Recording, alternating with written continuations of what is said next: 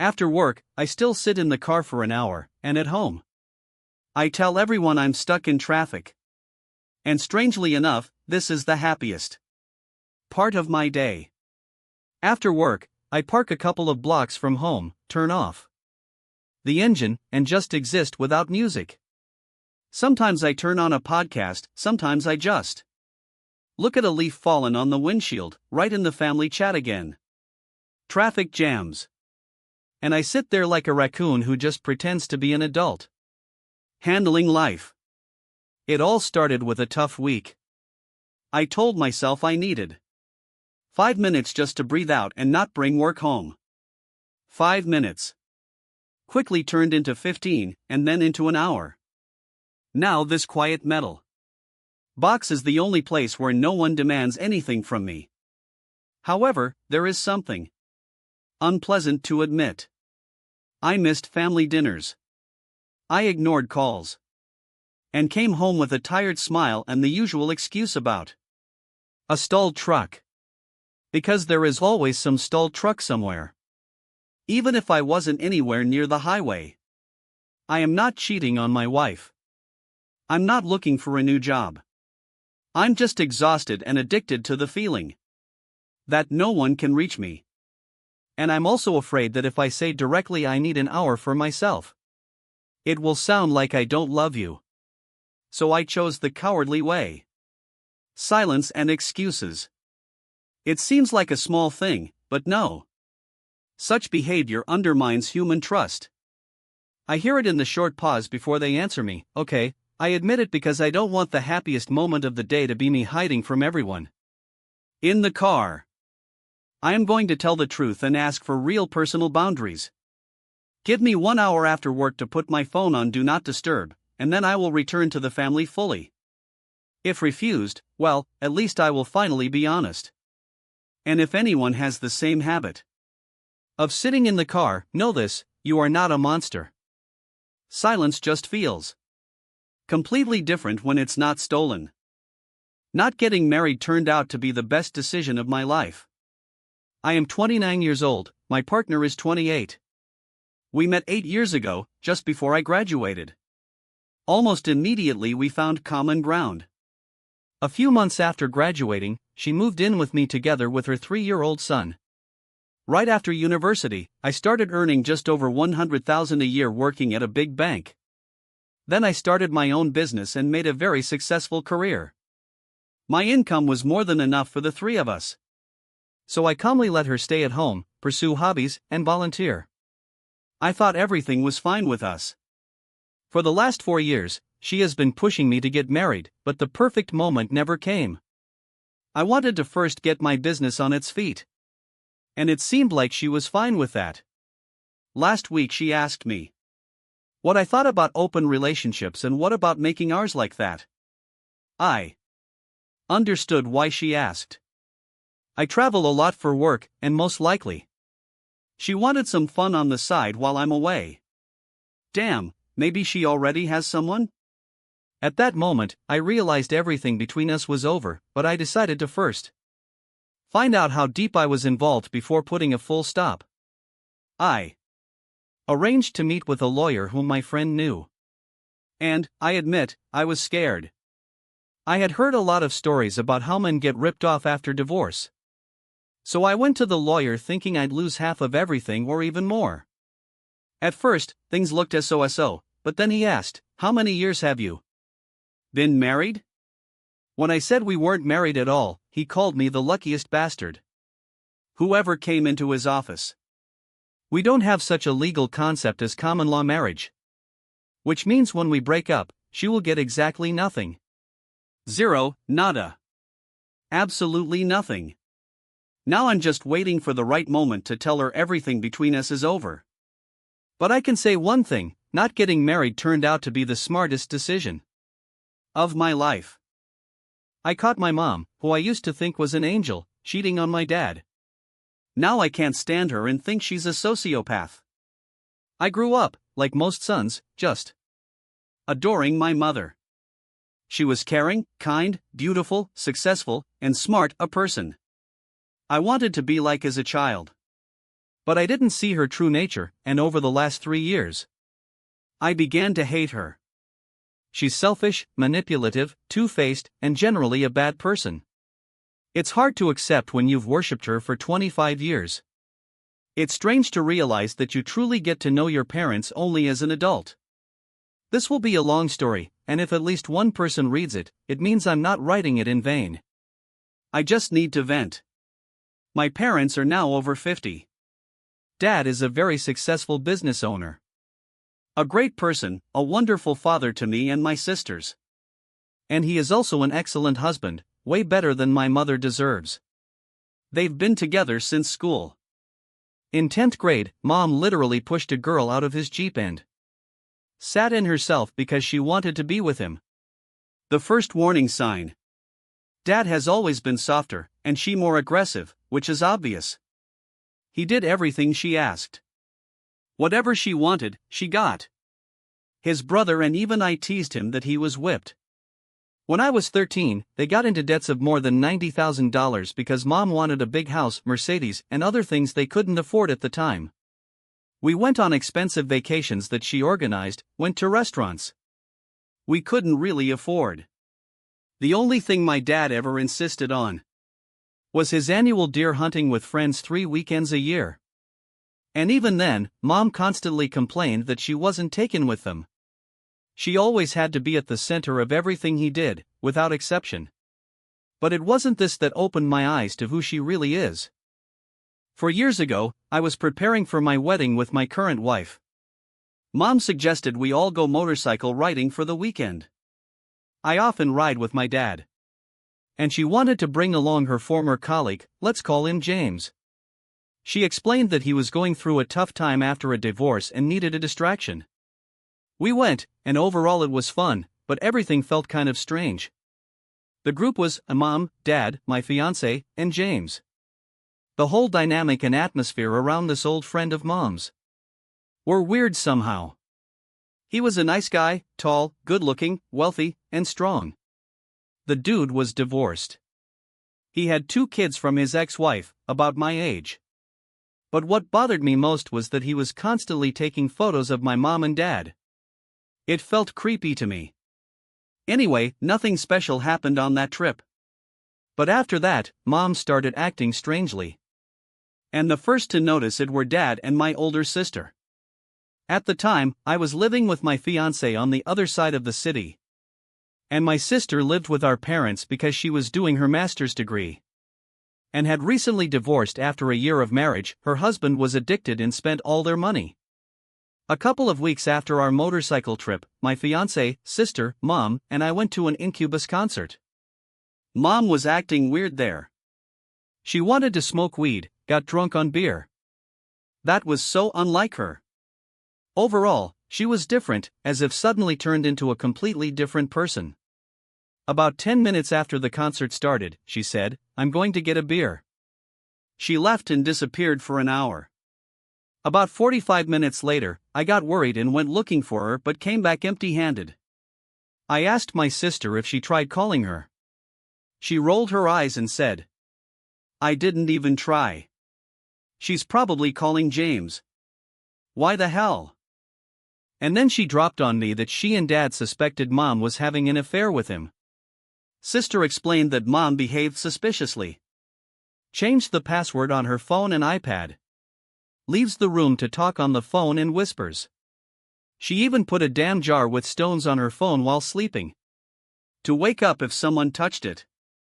Dad somehow managed to peek into her phone before the password change and briefly read a message from James. There was a strange ambiguous text. Eventually, Mom came back to us at the concert, and I was overwhelmed with a mix of emotions, anger and despair. I asked her why she was gone so long. She didn't even have the beer she supposedly went for. She said, "Oh, I met old friends from my previous job." It was immediately clear that this was a complete lie. What were the chances that her friends over 50 also suddenly went to an Incubus concert? I tried to clarify who it was. She clearly didn't expect the question and gave a slippery answer. "You don't know them." Then I asked, "Well, what are their names?" She started to stammer, hesitate, and still came up with some made-up names. My wife and sister listened carefully as I interrogated her, while Brandon Boyd was tearing up the stage performing Pardon Me. In the end, I got tired of her lying and gave up. But inside me, everything boiled. I was furious and at the same time crushed, thinking about Dad. By that time, my sister had already reached the same level of disgust as me. So she just kept silent. We all stupidly pretended nothing happened and left the conversation until the next day. After that concert incident, my sister told Dad what happened, and he finally spoke directly to Mom. He demanded to see her call history and saw a 45-minute call with James Wright during the concert plus many others. He angrily asked what the hell was going on, and she said that he was going through a hard time because of his ex-wife, who apparently had become an alcoholic, and she was just helping him as a friend. To avoid making this story endless, I'll skip a bunch of details. The suspicious behavior continued for months. By the time of my wedding, Dad had already installed a GPS tracker on her car, requested call logs from the operator, and was thinking about hiring a private detective. I still remember dancing with her at the wedding. She looked at me with adoration, and I couldn't return that look. Neither I nor Dad yet knew that my love for kayaking would soon give him all the necessary evidence. About a month after the wedding, I went to my old college neighbor's for a weekend to kayak and fish. He lived near the lake by my grandparents' house, my parents' and Mom's parents. That day, I was going to pick up my kayak there. Dad called me by chance just to chat and probably to talk about Mom's shady affairs again. Yes, it's not the healthiest habit, but he's my best friend. And lately that's become our topic of conversation. I told him I was heading to the lake house, and he replied, "I doubt your mother is that brazen, but still. She said she was going there with her friends for the weekend. So be ready if it turns out not to be true. If anything, let me know." I understood what he meant. I purposely didn't warn Mom that I was coming. And as I arrived with relief, I saw her car in the driveway and another one that looked like a woman's. I called Dad and said that at first glance everything looked clean. It seemed she really was there with her friends. He sighed with relief too. I approached the house, knocked, silence. The door to the backyard was open. I went inside. The first thing that caught my eye was a leather motorcycle jacket hanging on a stool at the bar. I immediately recognized it. It was James's jacket. My heart sank. Adrenaline flooded my veins. My vision blurred, my ears buzzed. A flood of thoughts flashed through my mind in a second. They're here. They know I'm here. Should I shout to announce myself? Damn you, Mom, you damn cheater. I acted quickly, assuming they weren't home but could come back any minute. I took a photo of the jacket, went to the garage, and there, of course, was James's bike. I took a picture of it too. Ran back into the house and saw phones charging in the kitchen. I took one unfamiliar phone without a password, opened the photos. The first two were of people I didn't know, then Mom and James kissing. I scrolled more of the same. My heart was pounding as if about to jump out of my chest. I quickly took several screenshots of these photos and ran out of the house, not even remembering or thinking about why I had come there in the first place. I need to add one more detail to this story. When I was 7, Mom left Dad for a doctor who just wanted to use her and then throw her away like a useless rag. Dad reluctantly took her back only after she cried and begged him to do so. Back then, she blamed that doctor, saying he drugged and took advantage of her. Nonsense. Later, Dad confessed to me that he told himself he was doing it for the kids and planned to leave her after we finished school. But over time, things seemed to get better between them, and by the time we graduated, he had forgiven her and was happy in their relationship. I remember they lived separately then, but I didn't know the details until recently anyway. I sped out of the driveway at the lake house and drove to a quiet street in a neighboring area, trying to figure out what the hell to do. I let my heart rate calm down a bit to think more clearly and called my younger sister to decide whether to tell Dad everything and if yes, how. Until that moment, everyone only had suspicions but no solid proof. My younger sister, the kindest soul in our family, said I had to call Dad immediately and tell him everything. Because he had the right to know, no matter how painful it would be for him. Then I called my wife. She agreed, though we were both worried about how Dad would react. I hesitated a bit but still called Dad and told him that his wife of 25 years was cheating on him. When he answered, I just blurted it out.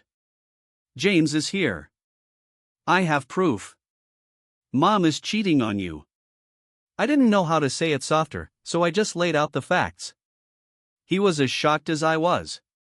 He kept repeating, "It can't be. Damn, Mom's name. Damn it. Damn it." When the first shock wore off, he apologized that I had to see this. Then said he was coming over.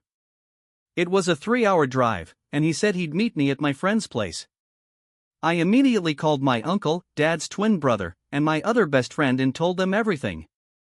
I said I was afraid Dad might do something stupid. Uncle promised he wouldn't let that happen. Eventually, they arrived together and met me at my college neighbor's. We spent several hours discussing a plan. They swapped cars with my friend so Dad could, undercover, see everything for himself. He promised not to do anything rash, no matter what he saw. At night, he and his brother drove there, parked far away, and walked about a kilometer through the forest with binoculars.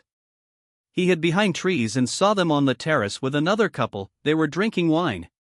Mom and James were hugging and kissing. As if they had been married for a long time and as if what was happening wasn't a complete disaster for them. It took Dad huge effort not to rush in and make a scene. Luckily, he acted wisely, just took photos and left. The next morning, he emptied their joint bank account, sent Mom all the photos he and I had taken, and accompanied it with the message, "I know everything, I'm leaving you." I can only imagine their faces. I'm sure the rest of their romantic trip was spent in a very tense atmosphere. The following year was a nightmare for all of us, and Mom's reaction finally cemented my contempt for her. She dragged everyone into her mess and turned our life into hell. Dad and I caught her red-handed. He just wanted her to leave for James and let him live in peace. But instead, she dumped James and started begging Dad to take her back. Dad agreed to pay her alimony if she agreed to a divorce without lawyers. Who would have ripped both of them off? She reluctantly agreed. After the divorce, Mom cried every day for a whole year. She moved in with my younger sister into an apartment she couldn't afford. She started taking antidepressants and spiraled downwards, dragging us with her. Because we still loved her anyway, more and more of her years-long accumulated lies and secrets started to surface. Thinking back to that motorcycle trip where I spent the weekend with that bastard, I started feeling sick. After all, I even bought that rich jerk whiskey and cola. Although I hated my mother for who she turned out to be and what she did, I still worried about her and listened to her sobbing on the phone and in person. She often complained to my wife, which drove me crazy. For my wife, it was her first year in the family, and Mom kept calling her, drowning her in tears about how cruel my dad was. She blamed almost everything on Dad's twin brother, like he stole Dad from her by organizing all those men's hunting weekends. And because of him, the marriage fell apart. She was truly not herself. Mom's parents and brother were horrified by her because they loved Dad very much and refused to discuss this topic at all. So the main blow fell on me, my wife, my sisters, and Dad. Mom tried to manipulate everyone, portraying herself as a victim, and her behavior made me feel strong disgust. She tried to present herself as a beaten wife whom Dad allegedly treated badly, but we knew the truth, and I despised her more and more as a person. Dad, on the other hand, seemed to have broken free and went all out. He is an attractive man with money. And although Mom's hysterics affected him a lot, he distracted himself by getting on Bumble and sleeping with a bunch of women aged 30 to 40. Every weekend he went hunting and rode his Harley during the week to relieve stress. Mom still doesn't know about these women. But honestly, after 30 years with one woman, 2 affairs, and constant total control, he deserved it and simply had to let off steam. Let's fast forward to more recent times. My wife and I were expecting our first child, and the joy of this event was completely overshadowed by Mom's constant hysterics. I couldn't even gather everyone in one room to tell the family they would soon have a niece and granddaughter. For all 10 months, she nonstop attacked Dad for not being able to forgive her. And used my unborn child, their first grandchild, as a bargaining chip to get him back. She told him it would be his fault if the granddaughter grew up with divorced grandparents. My blood boiled after a while. Despite my sister and I urging Dad to hold on, he broke down and gradually started going back to her. They sold the house and now live together in a townhouse. My daughter is now 17 months old, and my parents have fallen back into their old relationship pattern, where Mom completely controls his life despite Dad trying to set firm boundaries. It's like when a villain who lost power regains it. She went from a weak and broken woman back to a manipulator who subjugates everyone to her will. As she always did. My wife is shy, caring, and always afraid to offend my family in any way. And Mom takes advantage of this to try to tell her what to do with our daughter until I intervene. She constantly pressures her with pity, like saying that my wife's parents see their granddaughter more often, even though they live 4 hours away. Yeah, you crazy bitch, because they are good people. When I talk to Mom now, there is not a drop of love in my voice. I don't want to hate her, but her flaws are too obvious. She is a sociopath who needs to control everyone. We all love her despite this, but I'm the only one who openly points out the crap she pulls. My older sister barely talks to her. My daughter adores Grandma, which both pleases and annoys me. Mom doesn't deserve my dad and doesn't deserve forgiveness, especially considering this is the second affair we know about. I don't know how to end my story. I just want my mom not to be such a shitty person. Maybe I should at least be thankful that all this didn't happen earlier. Otherwise, I wouldn't have understood that a good woman exists, and I probably would have just stopped trusting. Thank you if you read this to the end. I regret marrying a man from a different culture and nationality. I will never admit this to anyone in real life, but I regret marrying a man from a different culture and nationality. I'm even ashamed to write it, but it's true. The hardest thing is his own self-hatred. Over time, I realized he chose me not for who I am, but because I am white. He repeatedly said he would never marry a woman of his own nationality. When we met, I was only 21 and didn't fully understand what that meant. Having children changed everything. There is no romance between us anymore. We probably have sex once every 2 months, and even then I feel he forces himself. All his energy and attention go to the kids. No gifts, no surprises. This year, he even forgot my birthday.